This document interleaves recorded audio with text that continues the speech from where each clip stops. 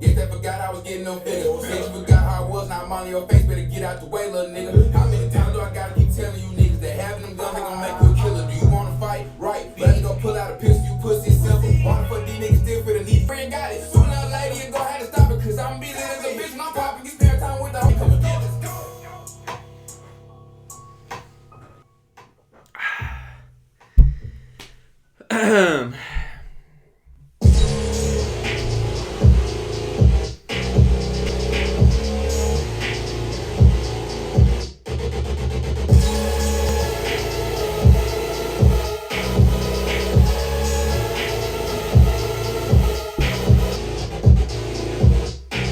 Do you see that?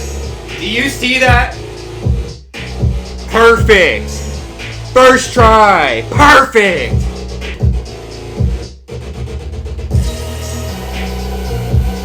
Aura! That is aura right there!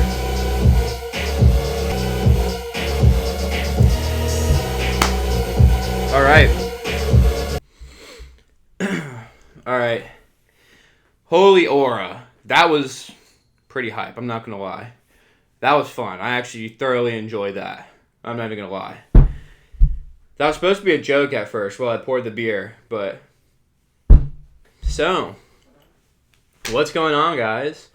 If you are watching this video, thank you for clicking on it. I can't believe I got your attention. Maybe it's the amazing setup we have here. We've got the MCU universe sitting with me tonight, guest featuring. We've got some Carbach beer, or Carbach glass at least, drinking the Budweiser out of it. Pretty chill, you know what I'm saying? Good little Saturday night we got going on here. But, yeah. Not your usual Chop Chuds upload, I know. It's going to be a little different today. Who would have thought? So what's going on? What am I doing here? Who the fuck am I? Literally nobody. I'm nobody. I'm absolutely nobody. I have like 20 subscribers. But I love talking into a camera. I love it. It's so fun. Nobody interrupts me. And I get to yap and say nonsense. So we're going to do that today. And it's going to be pretty fun, I think. For me, at least. I'm sure a lot of people that I know are going to be like annoyed. But whatever. I don't hear you, so what are you going to tell me to shut up? But so yeah, let's just get into it.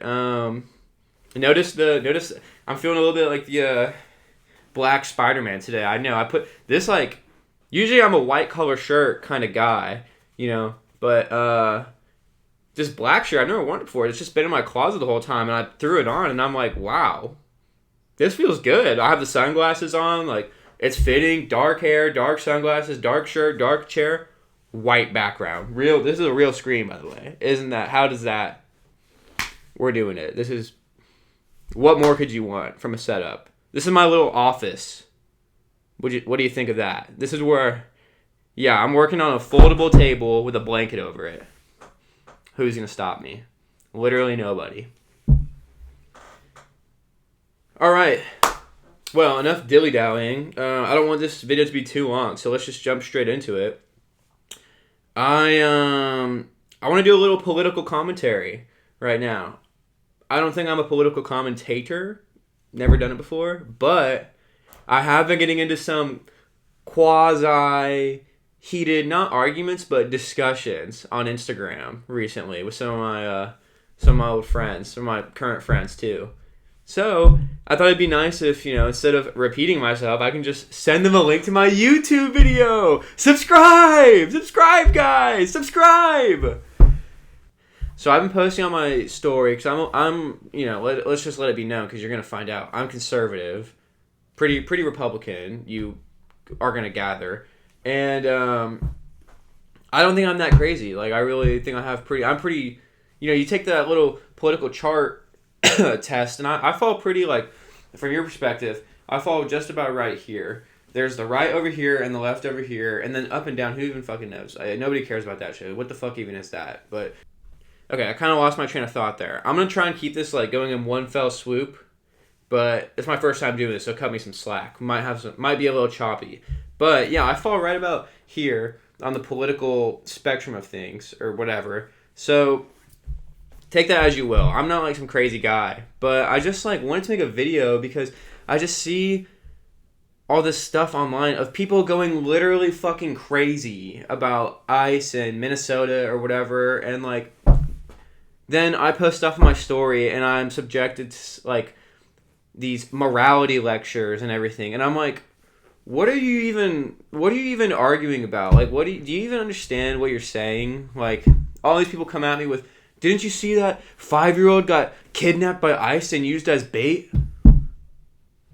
Really? Do you even like own a computer? Can you even do a Google search? Like, no, I don't really think that's what happened.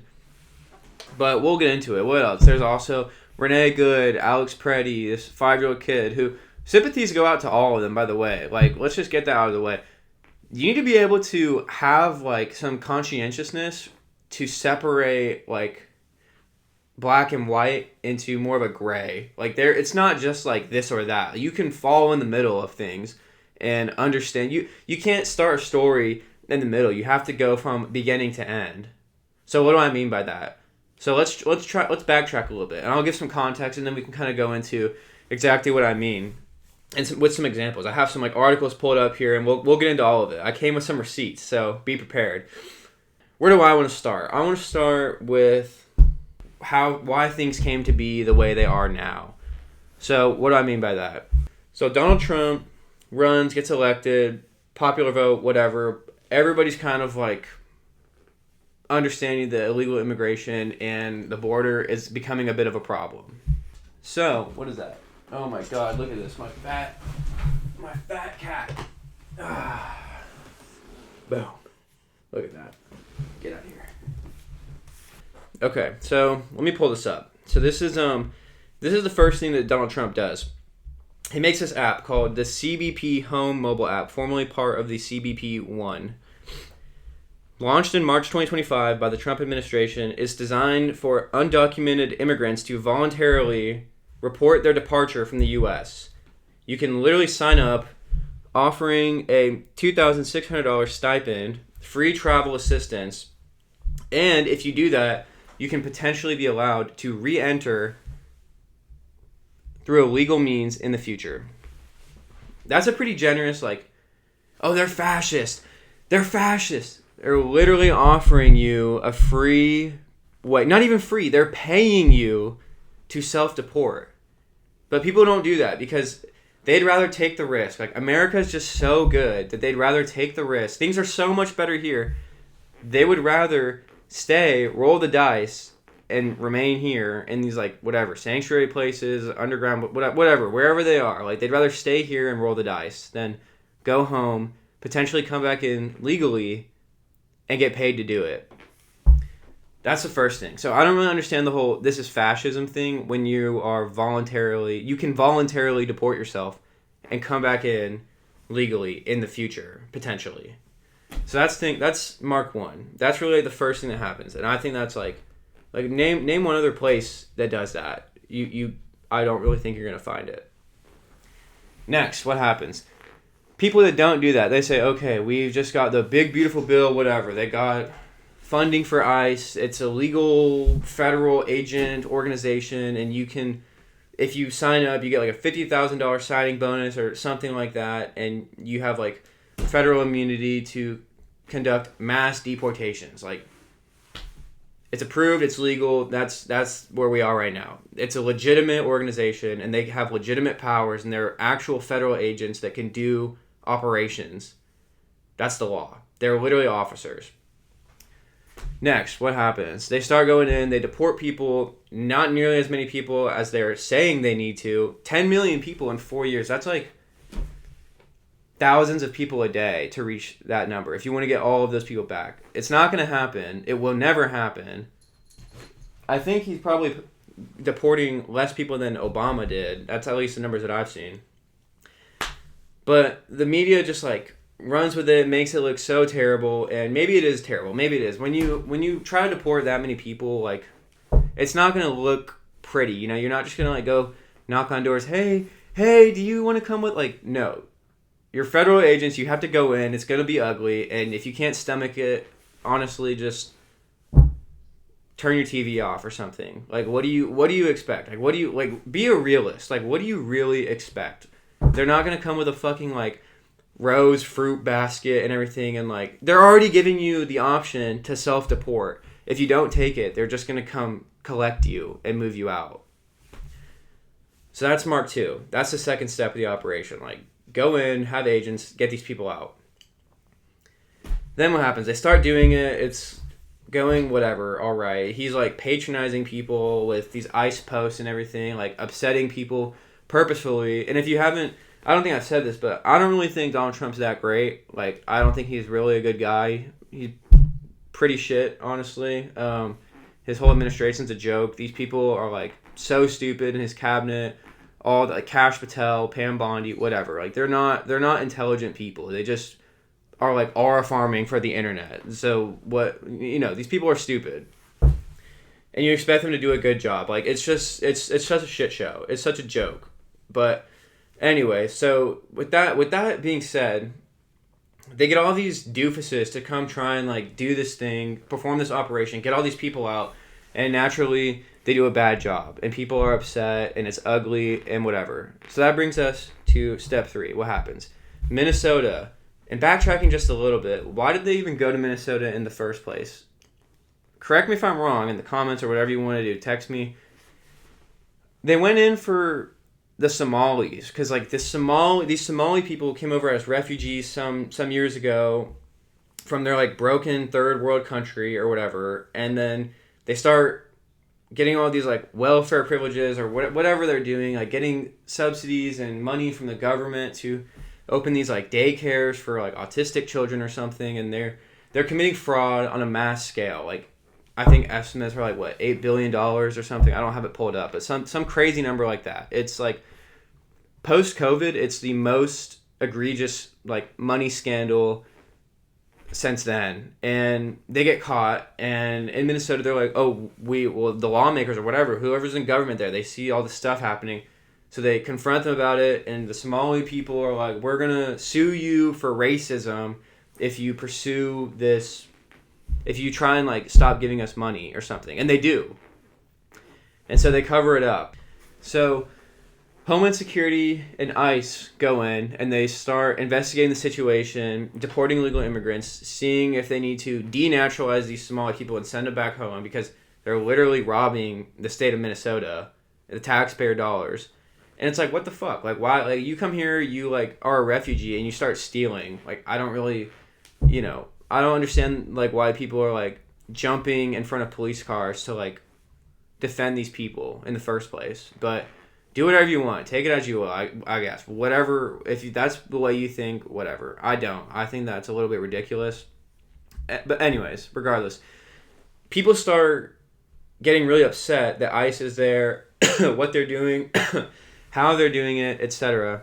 And they start protesting in the streets. I don't even know. Maybe it started out as, like, a legitimate protest. You take your signs, you go to the whatever building, the police building, the government building, and you, like, have your megaphone, you protest.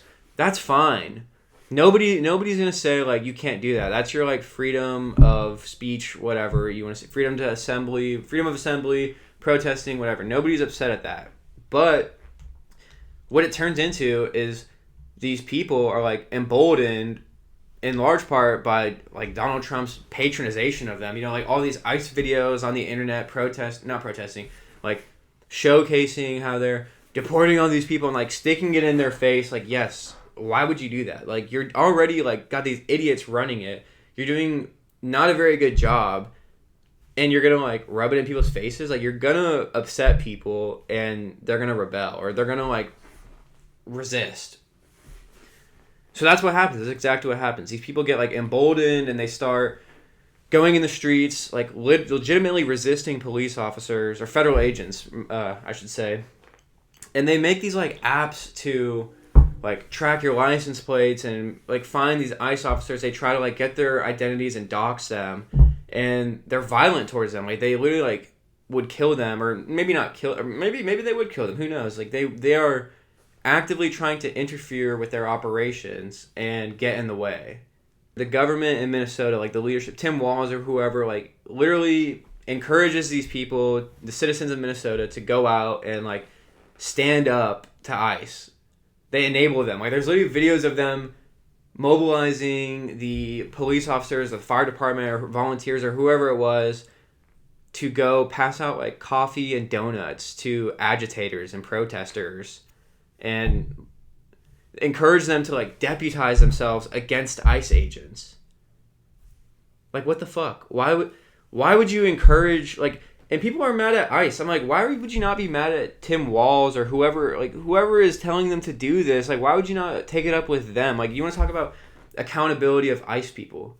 You're literally like encouraging people to go out, confront these people who are trying to do their job, and things happen, and you're upset about it. Like and that's the whole, like, that brings us to like the whole Renee Goode thing and etc. Alex Pretti and all these people. They go out, they like get in the way, they use their cars, and they park and box in ICE officers, whatever, follow them around all day, blow whistles at them, like throw things at them, whatever, get in their face, protect illegal immigrants, whatever. They have like apps, they start honking. Oh, people, ICE is coming to this area. So go there, get in their way, honk your horns, warn people to run away, and then obviously when you have all these people trying to get in their way, that's confrontation. Like, you're literally, it's like a contact sport at that point. You're getting in their way, and you're gonna get hurt. Like, you're putting yourself at risk. And then these things like Renee Goode happen. She's in her car and she's like talking to these ICE officers, like blah blah blah, whatever. Literally emboldened, and they tell her, get out of the car. No, I'm not gonna get out of the car. If she were just, okay, I'm getting out, hands behind the back, arrested, like, you're good. Better yet, if you just stay home and don't do that in the first place, you're good. You're not like, you wouldn't be in fear of your life if you just stayed home and didn't get in their way. But no, what does she do? They tell her to get out. She stays in her car. She reverses, starts driving. Maybe she was going that way. Whatever. She hits this officer. Literally hits him. He pulls out his gun, shoots her dead, and people are like surprised. Like, I think somebody in the video is like, "Oh my God, you didn't use rubber bullets?" Dude, they're federal law enforcement. Like, they don't have rubber bullets. They're literally like cops. Like, they shot her. She's dead. It's not this like Disney, Star Wars, Resistance, like Rise of the Clones, like Imperial, whatever, like fight the fascism stuff. Like, no, these people have legal authority to do this, and you're getting in their way.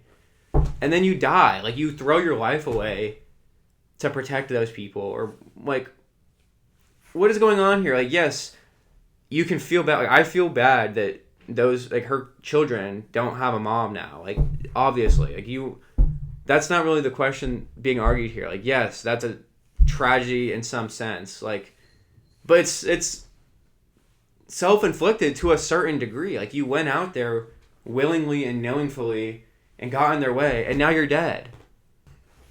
I don't know. And you want people to be like grieving you on all corners of the country about it, and it's like, dude, come on. Like, you cannot do that. Like, you can't do that. I can't do that. I can't just go drive into the intersection over here where somebody's pulling somebody over, or a cop is doing their job, and get in their face and whatever, and then run my car into them. Like, this, I'm going to read a little excerpt. This is what I said. I came with some receipts. This is an article from CBS News. It's titled, "ICE agent who shot Renee Goode suffered internal bleeding, officials say." Let's go into it. Let me find the quote. "The Immigration and Customs Enforcement agent who fatally shot Renee Goode last week in Minneapolis, Jonathan Ross, suffered internal bleeding to the torso following the incident, according to 2 U.S. officials briefed on his medical condition. It is unclear how extensive the bleeding was. The Department of Homeland Security confirmed Ross' injury, but has not yet responded to CBS News' request for more information. This story will be updated as we learn more." Blah, blah, blah. Videos from the scene showed Ross walking away after the incident. Okay, yes, like, he is alive, so it's okay. Like, he survived, so therefore, like, he should have had that future insight that he would have survived and whatever. It's like, what are we even talking about? Like, And so let's go down this article a little bit. Ross, a 10-year law enforcement veteran with ICE, was seriously injured in June in a separate incident in the Minneapolis area when he was dragged by a car during an attempted arrest requiring 33 stitches and hospital care, court records show. So this guy, in June, like months ago, was dragged by a car, seriously injured, had stitches, and then the same thing happens again. And he's like, what? I don't want to get fucking dragged again. Bop, bop. Like, I'm sorry that she's dead, but what are you doing there in the first place? Like, why are you, like, this... Like, are we surprised? Like, who is surprised at that? I don't understand. Like, who is like... This lady was doing nothing wrong. Like, you're out there in your car confronting officers, and this guy, like, has PTSD from whatever the fuck happened a few months ago. So he shoots you. And I'm supposed to be like, wow, that guy's a terrible person. Like, send him to jail. This is fascism. This isn't like some right-wing Fox News slop. This is a report from CBS News. Like, what are we doing here? Why is this a huge scandal? Why is this some, like, crazy, unpredicted incident that happened? Like, I could have told you that was going to happen. I wouldn't do that. Who do you know that would go out and do that? Get in the way of officers and, like, hit them with a car? Like, well, what do you want me to say? I'm sorry you're dead. But, like, really, let's be honest here. Like, okay, sorry. Had to do a little camera battery swap there. But, so what's the point? The point is, the Renee Goode story is really one of the first, like, nationwide, Minnesotan, ICE, big scandals, or whatever you want to call it. So then what happens? I think sequentially the 5-year-old ICE story happens, but we'll come back to that later. Alex Pretti's next. Alex Pretti is the leftist guy, goes out, organizes with the other people, gets in the way of ICE, etc. You all know the story. You've all seen the video of him protecting the woman that he was there with, or trying to get the ICE officers off of her, or yada, yada, yada. You know, there's a lot of other footage that goes into that too. He's in the street, he's directing traffic, like, not just standing on the sidewalk. If you haven't seen it, go look it up. You have a computer, it's out there, go find it. He's not just standing on the sidewalk doing nothing. He's in the way. Like, there's other videos of him, like, kicking ICE cars, breaking their taillights. Like, come on. I don't...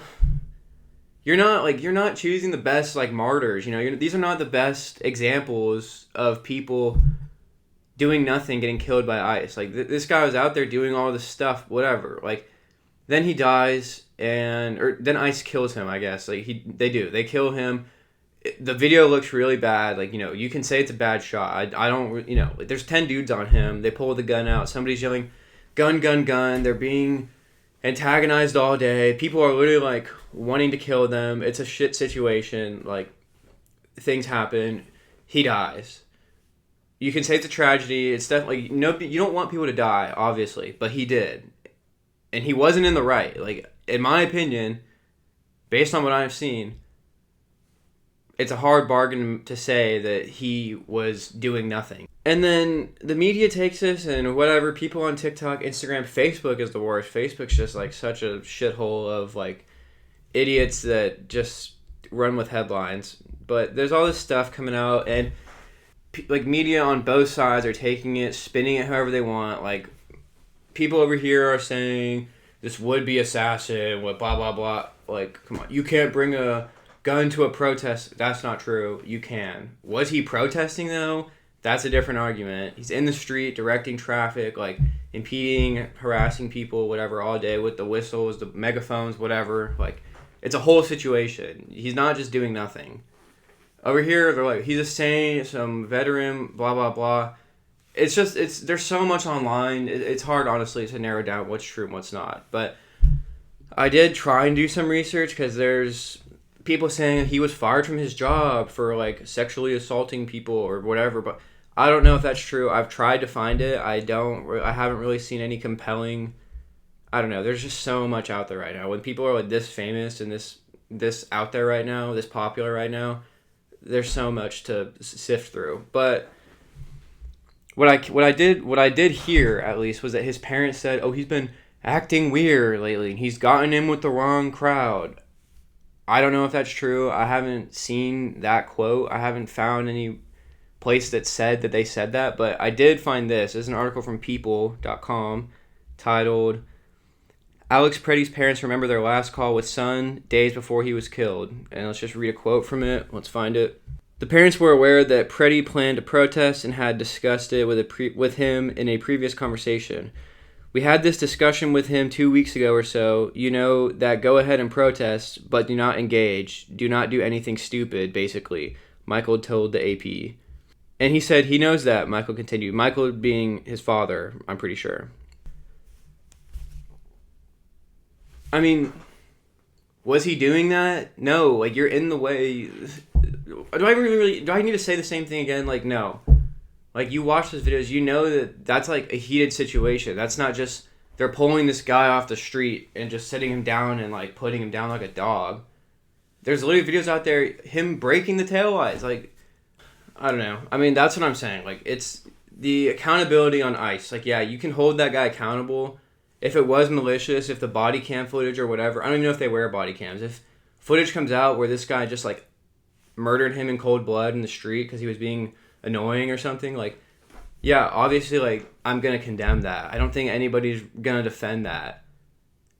But, like, this guy's, like, trying to be a hero, trying to be part of the resistance or something to fascism, because that's what people are telling them that this is. That's what their city leadership is encouraging them to do. Go deputize yourselves. Go stand up to ICE in the streets.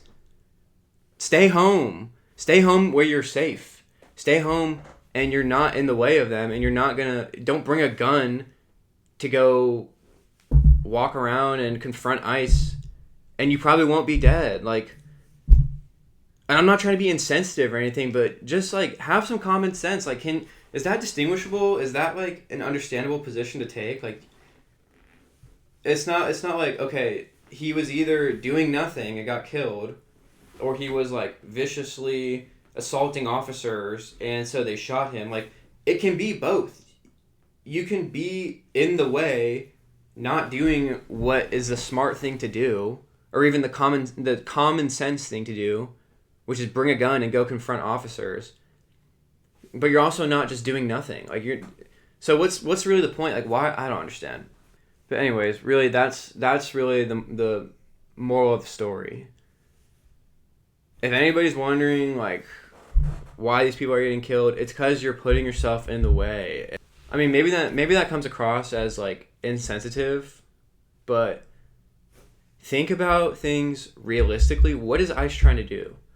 They're trying to, like, deport people on a massive scale. That alone is going to have mistakes. People are going to get detained even when they're citizens, and then you show them your identification, whatever, and they let you go. That's already problem enough. Like, there's already going to be enough coming out of that where people are going to be annoyed and frustrated and upset. And then you have these people coming in and making it even worse, begging for more problems to start, begging for ICE to kill them, basically, or at least arrest them. And, like, why, like, and then we're supposed to be surprised. It just doesn't make sense. Like, it's like, let's create a problem. Let's allow all these illegal people to come here, and then these scammers, we're gonna allow them to stay here, let them keep doing it, and then now you have this big problem that people are trying to solve, and it's already a messy situation, and you have you have city leadership encouraging their constituents to go and deputize themselves and get in the way, and then they die. Those people should be held accountable. Like, ICE is one part of the story, but it takes two to tango, and that's something that, like, people just overlook entirely. So, anyways, moving on from that. So now you have this kid that everybody has seen, the 5-year-old who was used as bait from ICE to get his dad out of the way. Let's pull up. Let's see what happened. Okay, let's look at this. So this is a post from @TheDemocrats on X. In Minneapolis, ICE arrested a 5-year-old boy ICE arrested a 5-year-old coming home from preschool and tried to use him as human bait. His teacher describes him as a bright young student. These monsters are sick. It's a picture of him, his yearbook photo, and then him outside in the cold. Everybody's seen that picture with the blue hat. And yeah, like, this is a cute little kid. Like, you want sympathy, you got it. Like, nobody wants this kid to get arrested and be, like, tormented or something by ICE. But then let's look at what the ICE Twitter said. Homeland Security at DHS.gov on X. On January 20th, ICE conducted a targeted operation to arrest Adrian Alexander Conejo Arias, however you want to say it. As agents approached the driver, Adrian Alexander fled on foot, abandoning his child. For the child's safety, one of our ICE officers remained with the child while the other officers apprehended Conejo Arias. Our officers made multiple attempts to get the mother inside the house to take custody of her child. Officers even assured her that they would not take her into custody. She refused to accept custody of the child. The father told officers he wanted the child to remain with him. Okay, so take that as you will. It's a Twitter post. They're both Twitter posts. I mean, who's the more reliable source? Whatever your brain tells you, I guess I'm not going to be able to convince you otherwise. I'm going to go with the official Homeland Security account of things, just based on what I've seen on the other stories. I don't think that's a crazy thing to assume. I mean, the kid, in the picture, the kid's, like, not even in handcuffs. But regardless, you just have all these people, and they just, like, see things, run with it, take it, deliberately try and make things look as bad as they can, like, incite people to anger and get them riled up to do more of what they're doing, more interference, more protesting. And it's like, you have a computer, do your own research, like, look it up, just look it up and judge for yourself. Like, what's more, let's continue down that path. So, story from the New York Times. 2 students from same school as 5-year-old taken by ICE are also in custody. Okay, let's read it. A 5-year-old boy at his school, Liam Conejo Ramos, the boy, had been detained by federal agents on the way home from school in a case that quickly became national news. Now, 2 more students at his school are in federal custody after their mother was detained. Going down further, Mr. Coleman sat the boys down into his office where he broke the news. Quote, I said, I have some news for you. Your mom is being very brave. However, she was detained.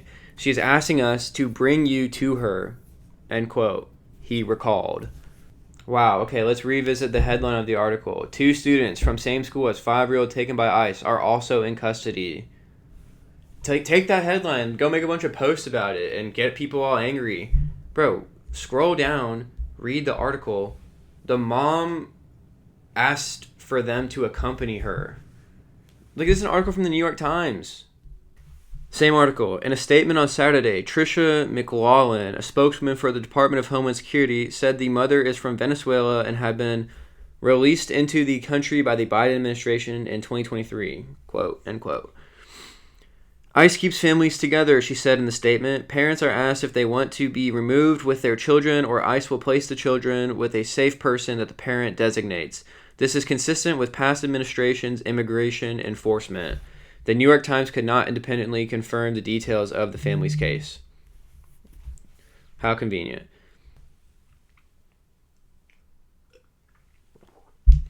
Okay.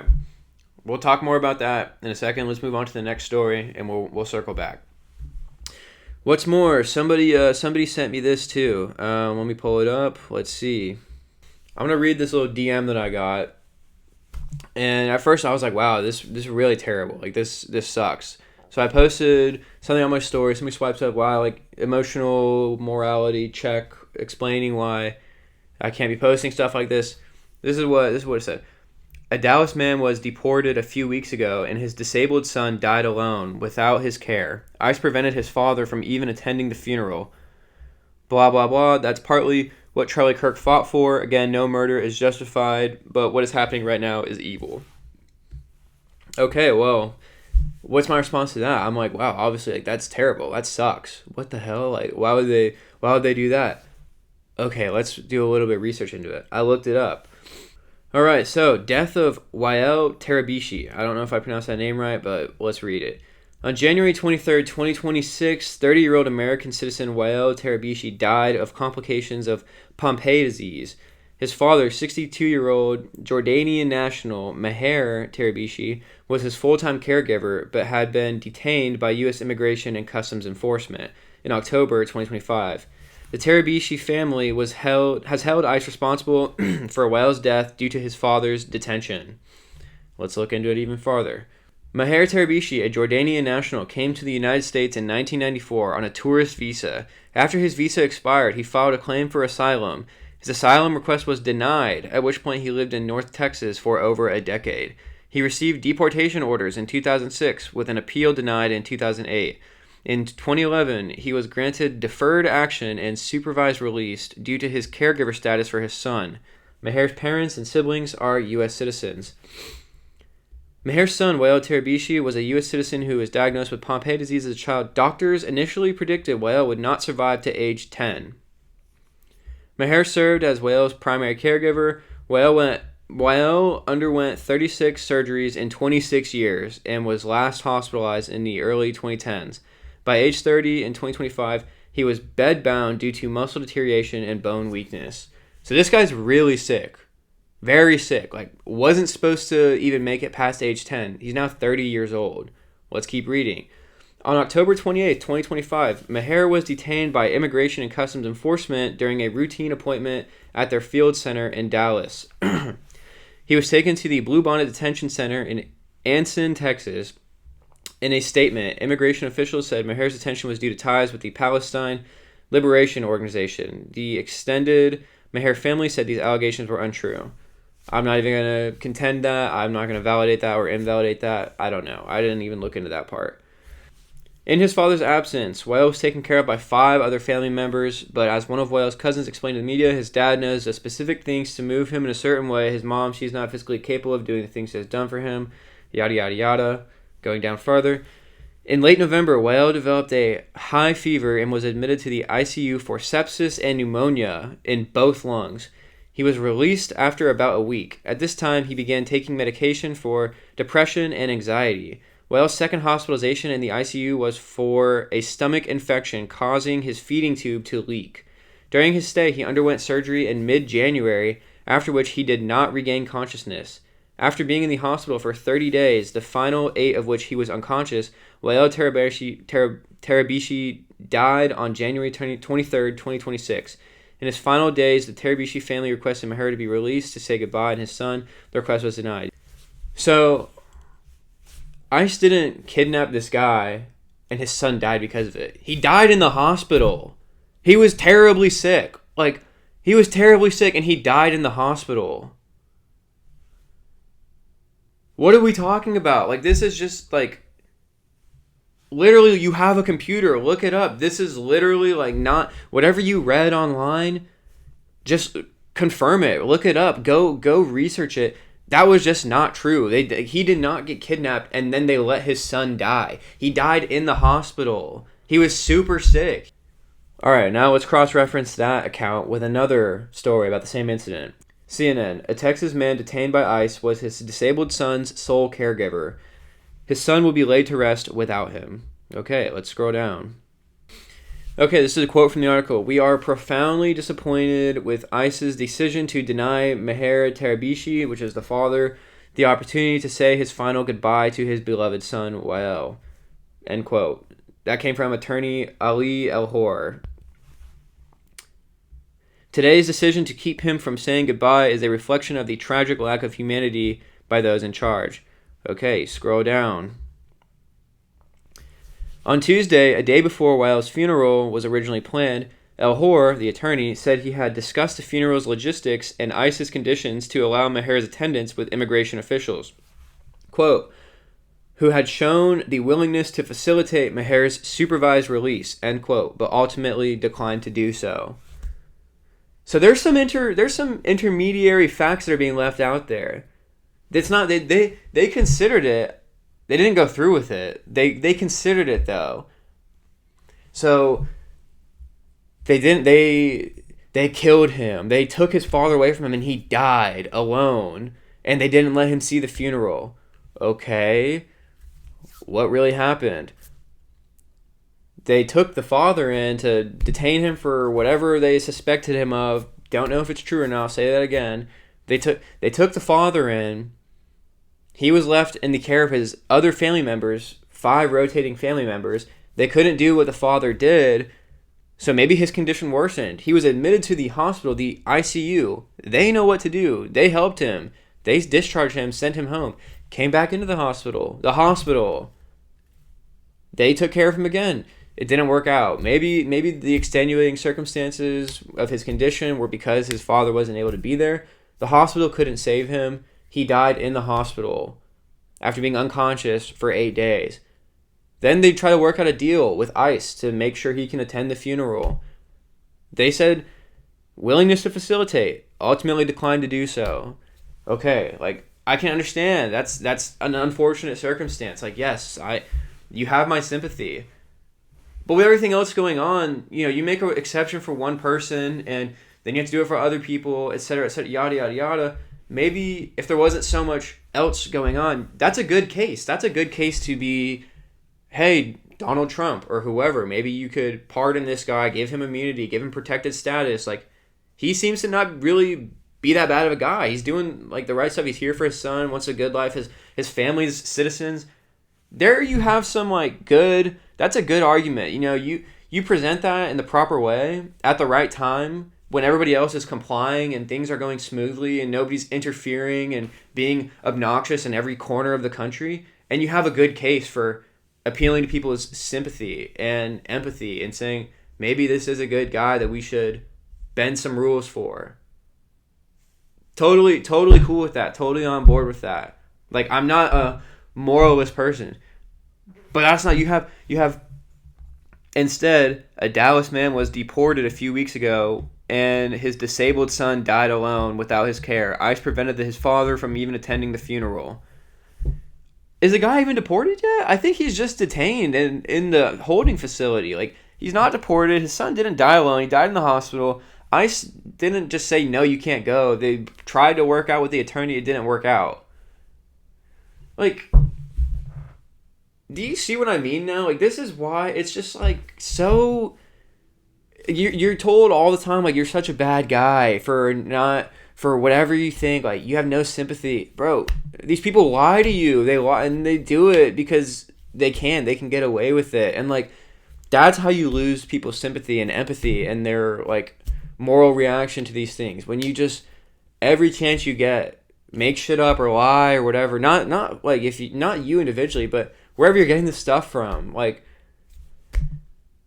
and I know it happens on both sides, but seriously, like, this is just, it's like, this doesn't exist in a vacuum. People are, like, this is a conscientious decision to push whatever headline you saw, and now you've been manipulated from it to think that that's, like, the entire story. It's a pretty substantially different picture, Still a bad situation, but seriously, like, that's all I gotta say, like, seriously, like, heart goes out to these people. Like, it's a shit situation, like, you don't want people to die. That sucks. Especially, these people were American citizens too. Like, that's terrible, but shit happens. That's where we are right now. Like, this cascade waterfall effect of all this shit that happens. Like, people get fed up, and you lose your competitive edge in some of these situations where it actually should be applied. You actually could get sympathy and reform, or maybe not reform, but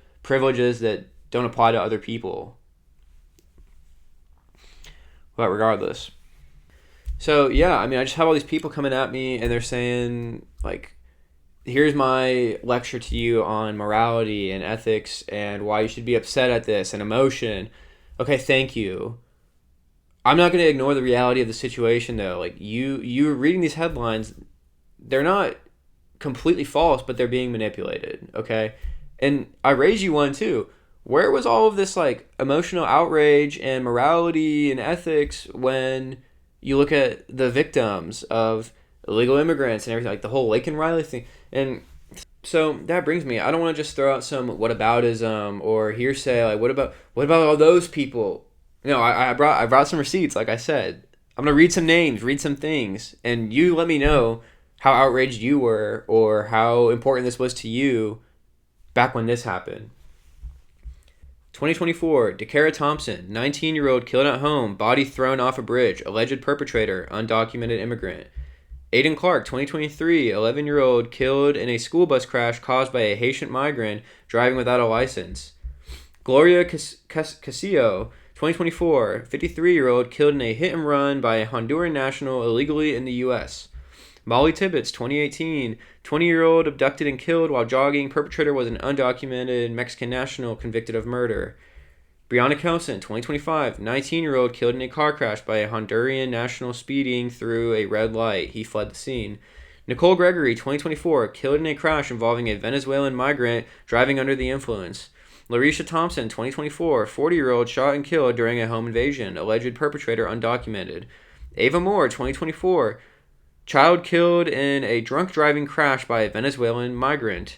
Jocelyn Nungari, 2024, a 12-year-old abducted, assaulted, and strangled 2 Venezuelan migrants charged with capital murder. Laken Riley, 2024, 22-year-old nursing student beaten and killed while jogging. Venezuelan migrant charged with murder. Shannon Patricia, 2024, killed along with family members in a home invasion. Details linked to undocumented suspect.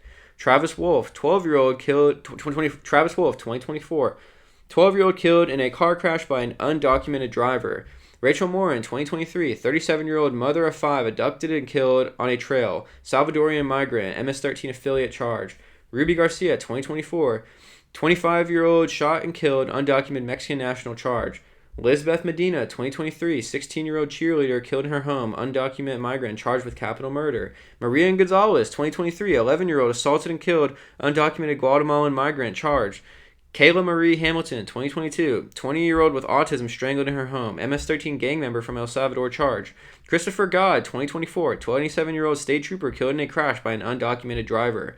Jeremy Poo Carceres, 2024, 2-year-old toddler shot and killed in a drug-related crossfire. MS-13 gang member from El Salvador involved. Alex Wise Jr., 2023, 10-year-old killed in a boat crash by an undocumented driver. Should I keep going? That's just a little bit. I'm not going to say I went through and validated every single one of those, but take one out. Find the one that was wrong. I'll bring another one in, I'm sure. And I'm not here to vilify everybody. Every illegal immigrant here is committing murder and whatever. But where was the public outrage then? You probably haven't even heard all these names. Some of them, yeah. So now do I get to lecture you on morality and ethics and explain why, you should be upset at this? And so that's my point. That's that lack of equilibrium, equal outrage, selective outrage. There's no parallelism there. That's how you kind of, get to where you are, You only care about certain stories that you see. Half of them aren't even true. And then you call people crazy and brainwashed when this stuff goes on too. The internet exists. You can literally find things. Look anything up and you'll find what you're looking for. If you want to phrase it a certain way, you'll find people phrasing it that way. Do some due diligence. Use that brain that God gave you and go do your own research. Anyways, I don't know. Just food for thought. Thank you for your emotional lecture, monologue. But, when it comes to that, just, you can keep it to yourself, really. I'm not even trying to convince you. This is just an exercise, you could call it, some of these people are just not even interested in hearing a differing opinion, or not even opinion, just, they don't even want to look deeper into it. They just want what they think to be right and take that as you will. Who really has the moral high ground here? Do some research and do what's good for America and stop defending these fucking people who do this shit and getting in ICE's way and defending the people who like go out and throw their lives away. You know, heart goes out to your family, but really, what were you doing? Like, why? Like, just use your fucking head. Like, I say it again, I wouldn't do that. Name one person you know that would go do that shit. Like, what happens to these people to get them to, I guess they just read all these fucking headlines. They legitimately think that this shit's like Nazi fascism. Bro, what fascist regime is gonna pay you to leave the country? You can elect to deport yourself. I don't know.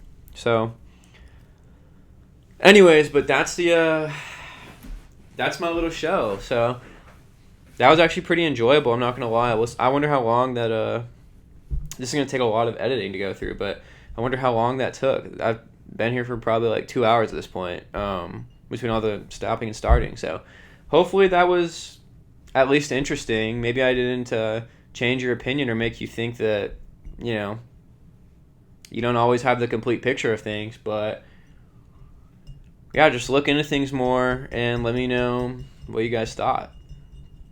And maybe I'll do it again. That was pretty fun. Comment down below, subscribe. Let me know what I should talk about. Or if I should just go back to the gym. Alright, well, thanks, guys. Yeah, that's it, really. Deuces.